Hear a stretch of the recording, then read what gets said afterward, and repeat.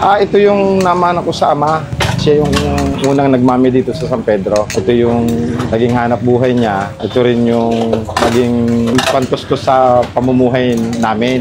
Dati nasa kariton lang ang tatay ko, tapos minana ko na lang. Nakakuha kami ng maliit na pwesto. Ganito. Nagsimula ito sa ama noong 1986 pa. Tapos nagtuloy-tuloy na. Nag-aral din naman ako. Siguro ito lang talaga ang gusto kong hanap buhay. Ako nga pala si Utoy, ang may-ari ng mamihan dito sa San Pedro, Laguna, na hindi naman sikat, pero ito ay kilala lang dito sa San Pedro. Siguro nagugustuhan nila yung lasa ng mami na tinda ko, kaya sila bumabalik dito sa tindahan ko.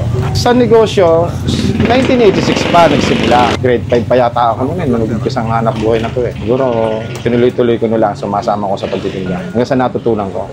Kaya po ganito yung sabaw. Ito na rin po yung namana ko sa ama, na kaya maitim siya. May toyo naman siya eh, kaya maitim. Tapos yung pinaglagaan ng baka, andito na rin sa sabaw. Siguro kaya yung nanunuot yung lasa ng sabaw na galing sa karne.